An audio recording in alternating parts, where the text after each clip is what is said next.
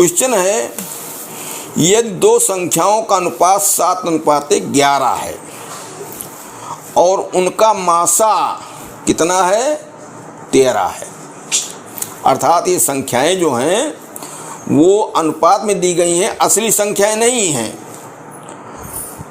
और उनका मासा 13 है। इसका मतलब असली जो संख्याएं होंगी वो क्या होगी, 13 से कटेंगी।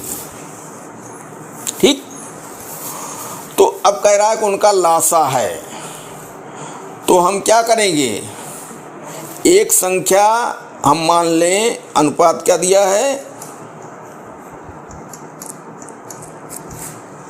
7:11। ठीक, और क्या दिया है, मासा बराबर 13, और लासा पूछ रहा है लघुत्तम समापवर्त। ठीक, तो एक चीज़ ये जानो कि संख्याओं में 13 का भाग जाएगा। इसका मतलब क्या, जो संख्या ये 7 है इसमें भी 13 का भाग जाना चाहिए अनुपात के आगे बढ़ने पर, और 11 में भी। ठीक, तो और ये लघुत्तम दिया है, तो लघुत्तम में इन संख्याओं से भाग दिया जाए तो विभाजित होना चाहिए। भाई लघुत्तम समापवर्त यही होता है, छोटी छोटी संख्या जो संख्याओं से कट जाए। तो अगर संख्याओं से कटना है तो संख्या के अनुपात से भी कटें। संख्या से लघुत्तम समापवर्त विभाजित होता है। तो भाई अनुपात 7:11 है, तो ये 7x 11x हुआ, दोनों में 3 का गुणा हुआ, तो मतलब x का गुणा हुआ। तो अगर जो है 7x से विभाजित होती है तो अनुपात दिया है तो 7 से भी विभाजित होगी। अगर 11x से विभाजित होती है तो 11 से भी विभाजित होगी। बस एक ही पॉइंट पकड़ लिया जाए। तो इसमें देखा जाए ये 7 1 के 7 3 10 31 हुआ, 7 से नहीं कटा, छूट गया। 7 1 के 7 3 10, तो कितना बचा 30 बना। 7 चौक 28, 2 30, 7 त्रिक 21, कट गया। 11 से देख लिया जाए, 11 9 99, 1 11 के 11, ये दोनों से कट रहा है। यहाँ देखा जाए 7 गुनाई 14, 3 नहीं कटा, बच गया, ये भी विभाजित नहीं हो पाया। और ये 7 त्रिक 21 और 2 23, 24 बना, 24 7 से नहीं कटेगा, किसी से एक से फंस जाए बस। तो हम देख रहे हैं कि 1001 यही दोनों से कट रहा है। तो संख्या से लघुत्तम विभाजित होता है, इसलिए संख्या के अनुपात से भी विभाजित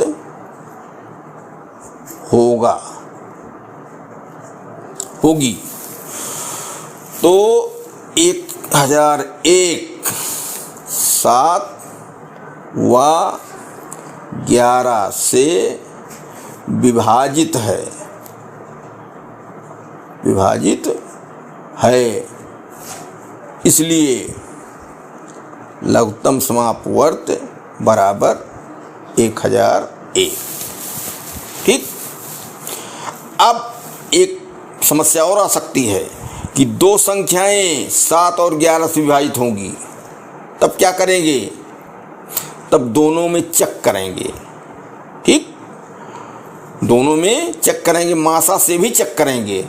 अब मासा देखो 13 से काटेगा, 13 सते 91, 9 और 13 सते 91, मासा है तो मासा से भी कटनी चाहिए। तो लासा से भी चेकिंग हुई, अनुपात से और मासा से, हर हाल में 1001। ठीक, यह मासा से भी विभाजित है, इसलिए संख्या क्या हुई, लासा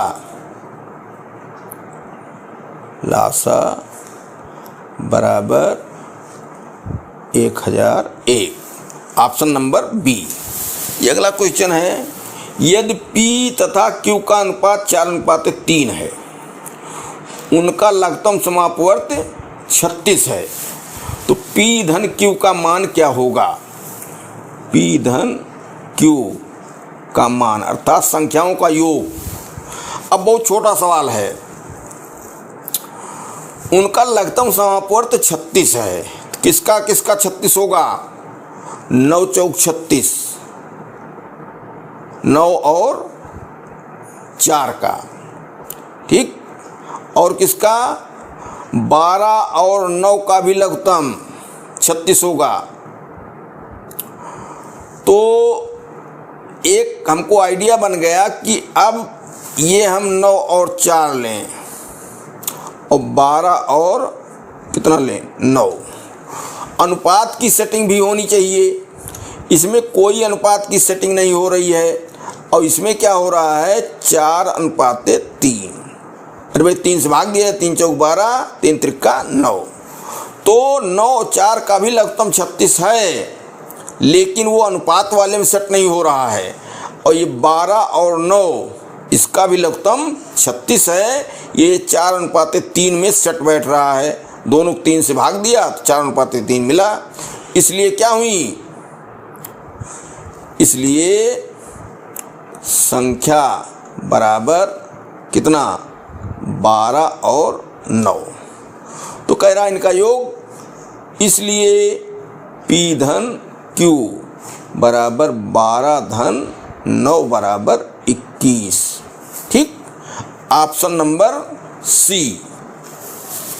अगला क्वेश्चन है, दो संख्याओं का अनुपात 8:9 है, मासा उनका 14 है, उनका लघुत्तम समापवर्त बताओ। अब जो है, जो ये संख्याओं का अनुपात है 8:9 है और मासा उनका 14 है, तो अब क्या किया जाए कि 14 से उन संख्याओं में भाग जाएगा। भाई मासा अगर है, मासा का मतलब उससे संख्याएं विभाजित होंगी। तो अब 8 है, 14 देखो कब विभाजित होगी? 8 दूनी 16, 8 त्रिक 24, 8 चौक 32, 8 पंचे 40, 8 छक 48, 8 सते 56, 56 हुआ। 7 बार नहीं, हाँ 8 सते 56 और ये 7 नवा 63, तो 56 और 63 हुआ। तो 56 तो कट गया, 63 नहीं कटा, तो आगे बढ़ो। 8 आई 64। अरे अब इसको 14 से गुणा करो।